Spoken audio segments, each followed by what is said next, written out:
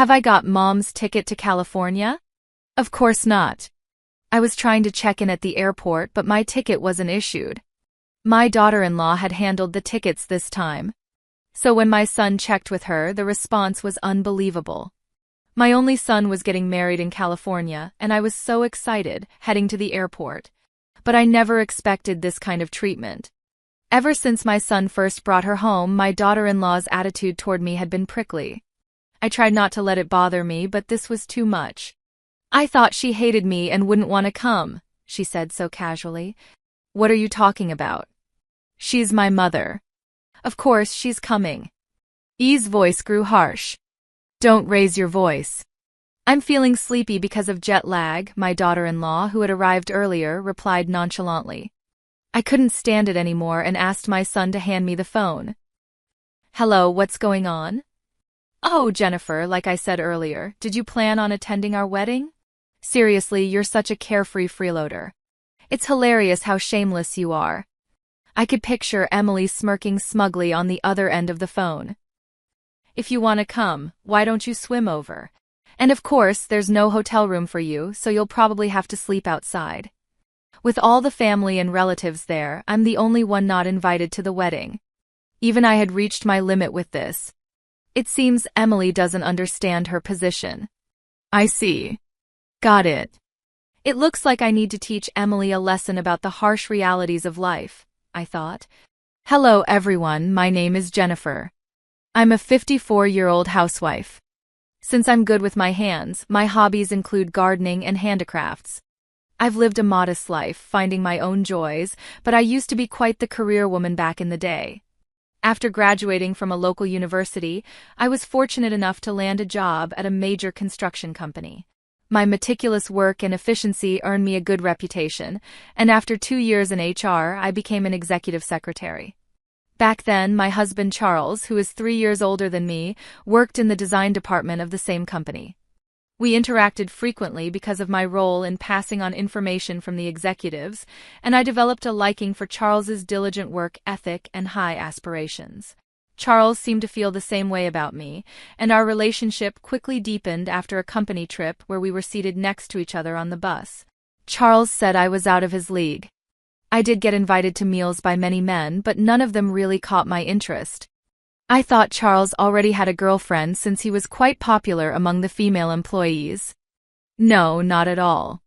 If you don't mind, would you like to hang out sometime? He asked, inviting me out. As we talked, we discovered we both enjoyed action movies and hiking, which helped us grow closer. I'm thinking about going here next time. Charles would decide our next destination, and I would research and prepare for the trip no matter how tough the trail was. The breathtaking view at the top always moved me. We climbed many mountains across the country together. Just like our hiking, our relationship progressed smoothly, leading to our marriage. After getting married, I loved my job so much that I was torn about continuing it. But after discussing it with Charles, I decided to focus on our home. A year after our wedding, our son Frank was born. I managed household chores and childcare perfectly and also advised Charles on his work.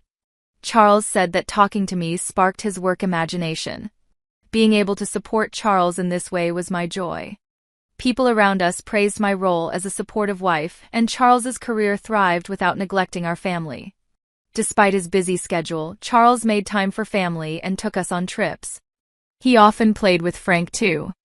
Growing up seeing his hard-working and family-oriented father, Frank respected Charles and aimed to be like him, eventually attending a good university and joining the same company as his father. Frank, who is eager to become independent and is absorbed in his work, is just like his father in his younger days. Frank has now turned 30 and is at an age where he is thinking about marriage. He's kind but somewhat shy with women, and I've hardly ever heard any frivolous stories about him. Just when I was starting to worry as a parent, it turns out a daughter of one of my husband's acquaintances took a liking to Frank, and they started dating. She's a woman working in the office at one of our clients. They haven't been dating long, but we're both at that age. Frank, who believes in dating with the intention of marriage, is serious like his father. I was surprised to hear this, but as a parent I was happy that Frank had found someone. So they decided to get married, and he was going to introduce her to us. Apparently, she's the daughter of a company president and got her job through her parents' connections, working in accounting. How old is she? What's her personality like? How does she look? How did they meet? I held back my curiosity and awaited the day. I had been preparing food since last night. I even washed the curtain in the living room. I watered the flowers at the entrance. I wonder what kind of person Frank's future wife is. Seeing me fidgeting since morning, my husband smiled gently. I'm meeting her for the first time too, but I know her father well from work. He said to take care of his daughter. He did mention she's a bit of a spitfire, but since Frank is quiet, a lively partner might be just right for him. Yes, it would be nice if she could take the lead and bring out the best in Frank, I said, as we imagined different scenarios together. Ding dong. The doorbell rang. Hello, I'm Emily, she greeted us cheerfully. She had a modern look with stylish makeup. Her long brown dyed hair swayed as she wore a slightly short dress and carried an expensive-looking designer bag slung over her shoulder, with Frank holding her luggage. Well, welcome, beautiful young lady. It must have been a long trip for you, right? Come in quickly and make yourself comfortable. Both my husband and I were overjoyed. Dad, Mom, thanks for the welcome. Frank looked a little embarrassed. Emily gave a greeting behind and entered the house. My husband and Frank carried the luggage into the living room first. I approached Emily, who was taking off her shoes at the entrance, to speak to her. Emily, today you're too forward, Emily muttered under her breath. I was taken aback. Jennifer, you're a stay-at-home mom, right? Just a lazy bum leeching off the house. My shoes are expensive, so make sure to put them together properly. Ugh, so annoying. She said this while kicking off her shoes carelessly and walking away, rudely cutting me off. What a rude thing to say. I was annoyed by Emily's disrespectful words, but in front of Charles and Frank, she was bright and charming. When Frank first came to our company for work, I fell in love at first sight and made a move.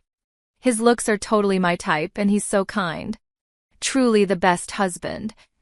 Seeing her talk so boldly, Frank scratched his head shyly. It seemed that Emily was the one who aggressively pursued the relationship. I didn't like Emily's attitude earlier, but since Frank seemed to care for her, I thought maybe she was just nervous and decided to let it go. Moreover, my husband seemed very happy, saying, He's a bit unreliable, but please take care of him, and drank more than usual, becoming very talkative. Dad, don't treat me like a kid forever. Frank, also drinking, had a flushed face. Oh, sorry. My husband laughed in high spirits. The meeting proceeded harmoniously with Charles and Frank looking satisfied. Afterward, Charles hurriedly offered Emily some macarons as dessert. Wow, this is delicious. Where did you buy them? Taking a bite, Emily's eyes widened in surprise. My mom made them, Frank answered happily, munching on his favorite macarons. Oh, really? Emily's tone suddenly dropped. Since you have plenty of free time, it's only natural you can make something like this. She showed no further interest. By the way, the sweets I had at the Beverly Hills Hotel recently were exquisite. I want to go there with you, Frank. Okay, let's go together. Frank hastily tried to please this demanding girl, but a sense of unease grew within me. Emily then made a bold request. By the way, I prefer meat to fish, so from now on, please make meat dishes. She didn't bother to clear the dishes or even say thank you. Does she think I'm just a servant? With her high pride and condescending attitude towards me as a stay-at-home mom, I wondered if I could get along with her. Will I be able to get along with this girl? My head felt heavy all of a sudden. What does Frank see in her that he wants to marry her? Well, there must be something good about her. After they left, I was left with a feeling of unease.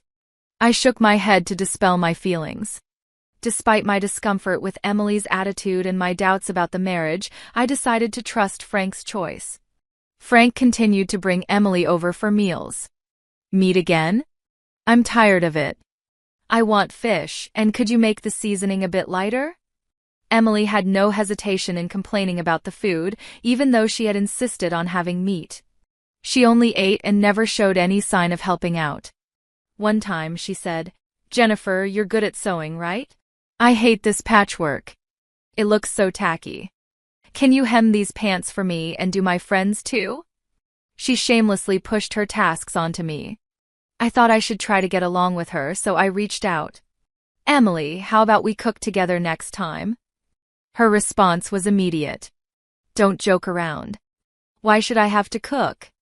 If you're trying to boss me around, I'll tell my dad. Emily snapped back, still as arrogant as ever. However, Frank began to notice her behavior. Emily, you shouldn't talk to Mom like that, Frank tried to correct her. What? I'm the one being mistreated here. It's awful, Frank. You always side with your mom, she turned away, pouting. Another time, she declared in front of Charles. Even if we get married, there's no way I'm living with you. Take care of yourselves. I can't handle taking care of old people. She was rude even to my husband. So I gently admonished her. We're not planning on living together, but you don't have to be so distant. Married or not, we're still family. Don't rely on us, Emily cut me off sharply. Frank tried to mediate, but she always had an excuse, ultimately threatening to tell her dad. I whispered to Frank to avoid getting involved, as it would only complicate things. I worried that if Emily and I didn't get along, it would make things hard for Frank. I was exhausted by Emily's arrogant attitude, but I endured it. Despite this, the wedding plans moved forward, and the day for both families to meet arrived. Please be nice to our naive daughter, Emily's father, who was deeply tanned likely from golf, laughed heartily. Please don't be too hard on her, she's sensitive. Emily's mother spoke in a sweet, childlike voice despite her age. Emily's father soon started talking about business rather than the wedding. Emily and her mother requested that the bride's side handle the wedding plans since the bride is the main focus. I agreed, thinking the wedding should be for the bride. Emily chose to have the wedding in California. She dreamed of a garden chapel with an ocean view under a clear blue sky and strongly insisted on it. We planned a 10-day trip, inviting only close relatives. Since Frank often worked late, Emily handled most of the preparations. It's a once-in-a-lifetime event, so it's okay to splurge, right? She said, choosing everything beyond the budget. That was typical of Emily. She picked a high-end hotel, a high-brand wedding dress, and even rented a limo. She was also eager to book hotels and plane tickets for the guests herself. I love California, so I was thrilled to see Frank getting married there. I excitedly shared the news about the wedding in California with my friends. My friends all congratulated me in unison. I wondered what souvenirs I should bring back. On the day of departure, we went to the airport where Frank, who had arrived early, was cheerfully waiting for everyone. Thank you all for coming. Let's have a fun trip together, Frank said as he started handing out the tickets that Emily had given him. When it was my turn, I opened the envelope with my name on it, but it was empty. My ticket was missing. I couldn't believe it. Frank noticed my shock. I'll ask Emily. It must be a mistake, he quickly called Emily. Emily, who had gone ahead with her parents, answered the phone. Hello. Oh no, no mistake. I thought she wouldn't come because she hates me, so I didn't get her a ticket, Emily said nonchalantly. What are you talking about? She's my mother. Frank's voice grew tense. Don't raise your voice. I'm tired because of jet lag, Emily's carefree voice came through. I couldn't stand it anymore. Let me talk to Emily. Hello, it's me. What's going on? Oh, Jennifer. Just like I said. Were you planning to attend our wedding? It's hilarious how shameless you are, just like a lazy bum. If you want to come, why don't you swim over? And of course there's no hotel room for you, so you'll have to sleep outside. Ha! Emily laughed loudly. It was humiliating and disgraceful to be the only one not invited to the wedding with all the relatives there. I felt unbearable. Why do I have to endure this? Anger surged within me, and my body trembled with rage. I finally snapped. I want to bless Frank's marriage, but I can't tolerate Emily's attitude. I won't go to California. I decided not to attend and told Frank. I'm sorry, Mom. If you're not going, then I'm not going either, Frank apologized with a sad expression. He called Emily again. If you can't treat my mother well, then I can't marry you, he spoke firmly. What? This has nothing to do with Jennifer. Why are you calling it off now? I've told all my friends about the wedding and now I'll be embarrassed. This is terrible. Emily screamed hysterically, but Frank hung up the phone. I don't feel bad for Emily. She's been awful to you from the start. I knew, and yet it came to this. I'm truly sorry. Frank looked defeated. My usually calm husband, who had quietly watched the situation unfold, was furious at Emily's harassment towards me. He said he would talk to Emily's father again. A week later, I got a call from Emily. It's all your fault. I've had it. Her shrill voice was full of complaints. I'm going to charge you for the cancellation fees and damages, you old hag. She screamed and abruptly hung up. Her rude attitude hadn't changed. Another week passed, and I got another call from Emily. When I answered, she suddenly started apologizing. Jennifer, I was wrong. I'm really sorry. She repeatedly apologized in a weak, almost inaudible voice. I see. I'm glad you realized your mistake. From your perspective, a carefree freeloader like me must be annoying, I responded calmly. No, not at all. You're wonderful, Jennifer, Emily said, her former bravado gone. I smirked, realizing she finally understood her position. Now, I wouldn't have to deal with that spoiled woman anymore and could return to a peaceful life. But why had Emily suddenly changed her attitude? The truth is, my husband is the president of his company. Emily's father's company relies on my husband's company for 90% of their business. Although they are clients, they are essentially subcontractors for my husband's company. Emily's father wanted to maintain strong ties with my husband's company, but Emily ruined everything. When my husband told Emily's father about her mistreatment of me, he turned pale with rage and demanded that Emily apologize immediately. You idiot, what have you done? Apologize to Jennifer. What, Frank's dad is the president? I didn't know that, Emily called, almost in tears. After that, my husband decided to terminate business with Emily's father's company. Her father's company was already struggling, hoping my husband would save them, but without the business, they went bankrupt. Emily was the daughter of his mistress. She hated me because I seemed to have a happy, normal life. Emily's father was notorious for his womanizing ways, often seducing female employees and clients. Emily's mother started as his mistress and ended up raising Emily alone after getting pregnant. She worked as a hostess to make ends meet, was irresponsible with money, and neglected household duties. She always envied the legitimate wife, had no interest in her children, and was starved for love. When the legitimate wife passed away, she became the second wife but continued to waste money, always complaining about her hardships as a mistress, never trying to improve her situation. Emily hated me because I was the opposite of her mother, loved by my husband and living a stable life. Looks can be deceiving, though. I can't help but feel that way. Even the closest families have problems they can't talk about. I've had my share of issues, too. I gave up the job I loved to support my husband. I cooked every day to ensure my husband and Frank stayed healthy. I also made sure to maintain good relationships with my husband's relatives and Frank's friends' moms. I lived each day with gratitude for what I had. When problems arose, I worked hard to solve them one by one, which is why we are where we are today. I wish I could teach her that happiness isn't easily attained. Afterward, Emily's father blamed her for everything that went wrong and disowned her. I don't need a useless daughter. She's dragging me down. In reality, Emily's father himself lacked credibility in his work. Both of them had issues as people. Emily, as the daughter of the second wife, never received much love from her father. Emily's mother didn't care much about her either. I had a hard time as a mistress, Emily. You need to handle your own problems, she said, showing no intention of helping her disowned daughter. Both Dad and Mom are the worst, Emily thought, having lost her parental support and being kicked out. Now living modestly as a temp worker, her assigned apartment was at the customer service center. She received endless complaint calls from customers every day. The last operator must have fueled the customers' anger because complaints about things other than the products often came in, and each time her boss scolded her, making it a rather ironic job. Emily, how many times do I have to tell you to be polite and put yourself in the customer's shoes? At this rate, it'll be hard to renew your contract next time. I'm sorry, she replied. Hopefully, experiencing the harshness of society will make her change her ways.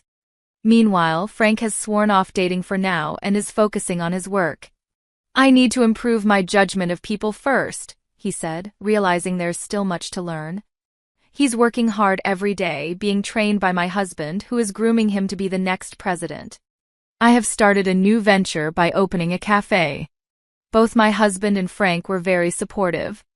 Being called a carefree freeloader by Emily motivated me to start something new. I had always wanted to do this and used the money I had saved up before getting married as startup capital. The handmade coasters with my embroidery and my chiffon cakes have received rave reviews, and now a magazine wants to feature my cafe. Since I couldn't run the cafe alone, I hired a young girl as an assistant. She's sweet and charming, and she sometimes crosses paths with Frank, and there seems to be a good vibe between them.